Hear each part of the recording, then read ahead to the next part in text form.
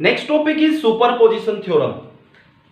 Superposition theorem states that in a linear network containing more than one independent voltage और current sources, यानी वो network जिसमें एक से ज्यादा वोल्टेज और करंट सोर्सेज होंगे, इट में बी वोल्टेज सोर्स और करंट सोर्स या दोनों भी हो सकता है, the resultant current in any branch is the algebraic sum of the currents that would be produced in it when each source acting alone, replacing all other independent sources by their internal resistance.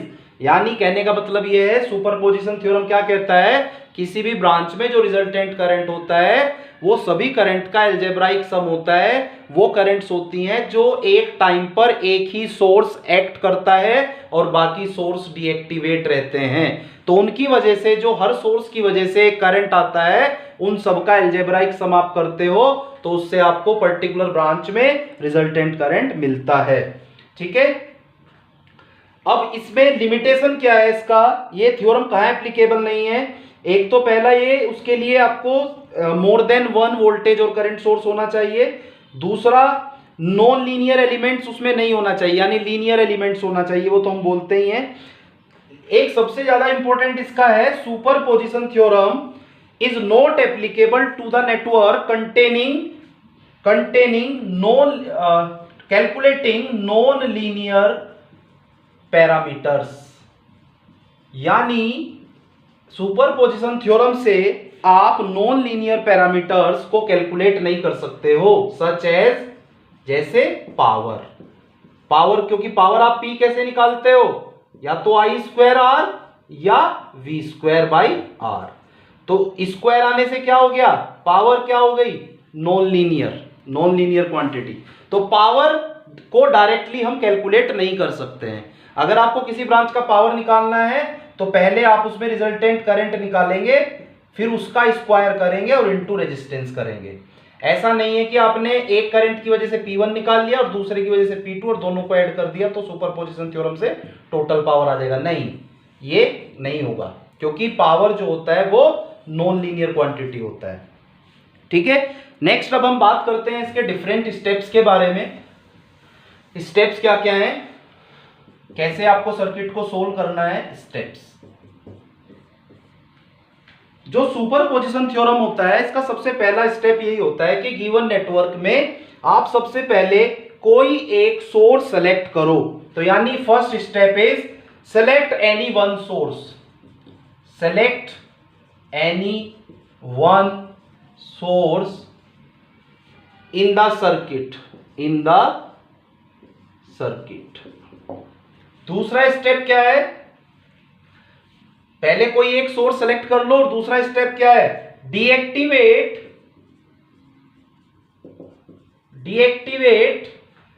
The other independent sources, deactivate the other independent sources. It may be voltage source और current source, कुछ भी हो सकता है। Energy sources में दोनों आ जाता है आपका, वोल्टेज सोर्स और करंट सोर्स। तीसरा, अब डीएक्टिवेट करने का आपको पता ही है, वोल्टेज सोर्स को शॉर्ट सर्किट करते हैं और करंट सोर्स को ओपन सर्किट करते हैं। थर्ड क्या कहता है कि जब आपने जो सोर्स सेलेक्ट किया है उसके बाद बाकी को आपने डीएक्टिवेट कर दिया। थर्ड कहता है determine the magnitude and direction of the current through the desired branch, यानी किसी पर्टिकुलर ब्रांच में direction and magnitude of current calculate करना है आपको। Find the direction and magnitude of the current in desired branch, जिस branch के लिए हम कैलकुलेशन कर रहे हैं। Fourth step, repeat the above steps,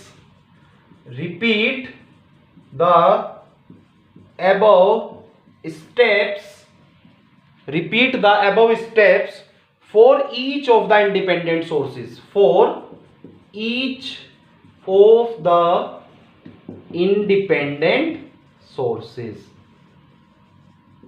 मतलब हर सोर्स के लिए आपको रिपीट करना है।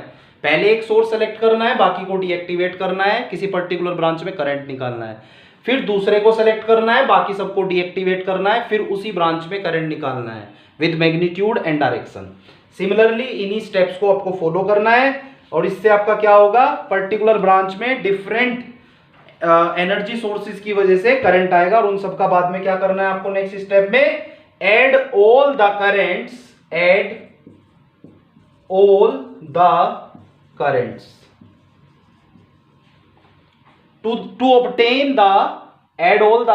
to obtain the desired branch current। ठीक है, अब हम एक एग्जांपल लेते हैं और उसको सोल्व करते हैं विद यूजिंग दीज स्टेप्स और हम क्लियर हो जाएगा कि कैसे सर्किट को सोल्व करना है। Now let us consider an example to solve the circuit using superposition theorem. For this given circuit find the current in 2 ohm, यानी आपको क्या निकालना है, current through the 2 ohm. Find the current through 2 ohm using superposition theorem for this given circuit. तो step 1 क्या कहता है आपको, स्टेप 1 में हम कहते हैं कि सबसे पहले आप कोई एक सोर्स सेलेक्ट करो, select any one energy source. तो पहले हम किसको सेलेक्ट कर रहे हैं, हम इसको सेलेक्ट कर रहे हैं, ठीक है। फिर कह रहा है नेक्स्ट स्टेप में बाकी एनर्जी सोर्सेज को आप डीएक्टिवेट करो। तो इसमें कितने एनर्जी सोर्सेज हैं, एक वोल्टेज सोर्स है, करंट सोर्स है। तो there are 2 energy sources, 1 volt voltage source is selected, now we will deactivate 1 ampere current source. तो इसको हमें क्या करना है, डीएक्टिवेट। तो इसको डीएक्टिवेट कर देते हैं, मतलब ओपन सर्किट। ये ओपन सर्किट हो जाएगा तो इस वाली ब्रांच में कोई करंट नहीं आएगा।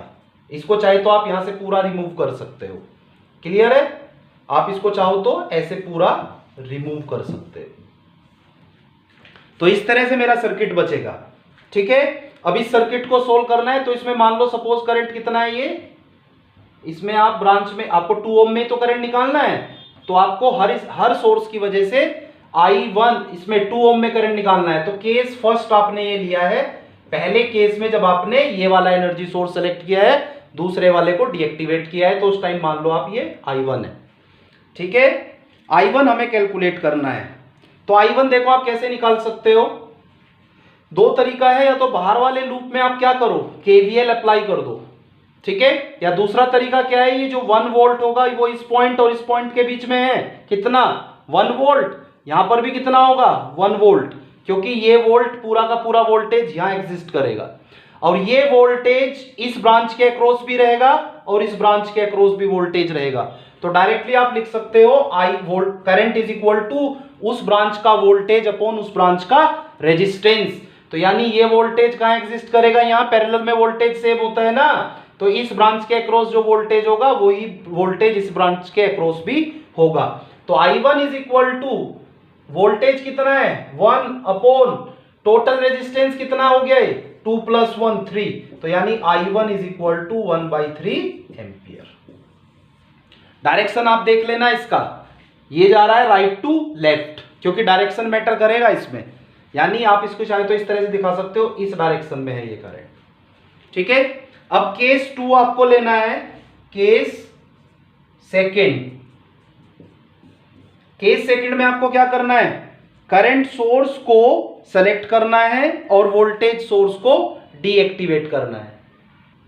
नाउ केस सेकंड में हमें क्या करना है, इसको सेलेक्ट करना है और इसको क्या करना है डीएक्टिवेट। तो वोल्टेज सोर्स क्या हो जाएगा, शॉर्ट सर्किट। शॉर्ट सर्किट का मतलब एक सिंपल वायर से इसको हम कनेक्ट कर देंगे, शॉर्ट सर्किट, ठीक है। अब आप देखोगे कि एक ही करंट सोर्स आपका एग्जिस्ट कर रहा है, बाकी आपका क्या हो गया डीएक्टिवेट, ठीक है। अब आपको ये देखना है कि आपका जो शॉर्ट सर्किट ब्रांच है उसके पैरेलल में 3 ओम आ रहा है। अगर आपने फर्स्ट ईयर में देखा हो, आपने क्वेश्चंस इस तरह के किए होंगे कि शॉर्ट सर्किट के पैरेलल में जो भी रेजिस्टेंस होता है वो क्या होता है नेगलेक्ट। क्यों, क्योंकि सारी की सारी करंट जो इधर से आएगी, जो इधर से जो करंट आएगा वो सारा का सारा करंट कहां से बाईपास हो जाएगा, शॉर्ट सर्किट से। क्योंकि आपको पता है शॉर्ट सर्किट का मतलब क्या होता है, लीस्ट रेजिस्टिव पाथ, यानी उस पाथ का रेजिस्टेंस क्या है, मिनिमम, और आइडियली कितना है, 0। और जिसका पाथ सबसे कम होता है वहां ज्यादा से ज्यादा करंट फ्लो करता है, तो इसका पाथ कितना है, 0, तो इस सारा का सारा करंट 100% इधर से बाईपास हो जाएगा। तो दैट मीन्स 3 ओम रेजिस्टेंस में कोई करंट नहीं होगा। क्यों नहीं होगा, क्योंकि पैरेलल में है दोनों, और जो इधर से करंट आएगा कुछ इधर जाएगा कुछ इधर जाएगा, लेकिन सारा का सारा करंट इधर जाने की वजह से 3 ओम में कुछ भी करंट नहीं आएगा, करंट 0 हो जाएगा। और करंट 0 होने का मतलब क्या होता है, ओपन सर्किट। तो ओपन सर्किट का मतलब वो सर्किट एलिमेंट वहां से आपने रिमूव कर दिया। ठीक है, अब ये मेरा सर्किट है और इस केस में आपने डायरेक्शन माना है ये I2। ठीक है, तो अब I2 आपको कैलकुलेट करना है। सिंपली आप क्या लगा सकते हो, करंट डिवीजन रूल।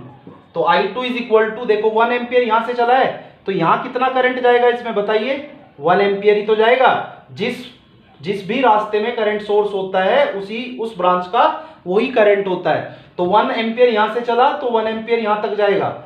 अब यहां जाने के बाद 1 एम्पियर क्या होगा, कुछ इधर जाएगा कुछ इधर जाएगा। तो ये करंट डिवीजन रूल का कॉन्सेप्ट यहां पे आ रहा है। तो I2 is equal to total current I, that is 1 into दूसरे वाला रेजिस्टेंस 1 इन अपॉन टोटल, तो 1 प्लस टोटल में ये वाला लेना है आपको, इधर 2 ही है, कोई बात नहीं, एक ही रेजिस्टेंस है, अच्छी बात है। तो अपॉन टोटल 1/2। ठीक है, तो I2 इज इक्वल टू आ जाएगा 1/3। तो यानी I2 is equal to 1/3 ampere. और डायरेक्शन कैसे आएगी इसकी, लेफ्ट टू राइट। ठीक है, तो I1 जब आपने वोल्टेज सोर्स सेलेक्ट किया था, I2 तब है जब आपने करंट सोर्स सेलेक्ट किया है। दोनों का मैग्नीट्यूड कितना आ रहा है, 1/3, और दोनों का डायरेक्शन क्या आ रहा है, अपोजिट। तो अब जो रिजल्टेंट करंट आप निकालेंगे वो कैसे निकालोगे, तो रिजल्टेंट करंट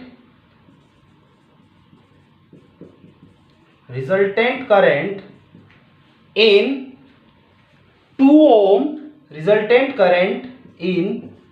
2 ओम कितना होगा, I through 2 ohm is equal to कितना होगा, I1 प्लस माइनस I2, या आप I1 प्लस I2 लिखते हो और फिर इसको लिखोगे I1, अगर इसको पॉजिटिव माना है तो ये क्या हो जाएगा प्लस, ये क्या हो जाएगा माइनस, क्योंकि दोनों का डायरेक्शन क्या है, अपोजिट। और अपोजिट इलेक्ट्रिकल में कैसे दिखाते हो आप, माइनस साइन से। तो यहां से निकल के आ जाएगा I through 2 ohm is equal to 0 ampere, answer.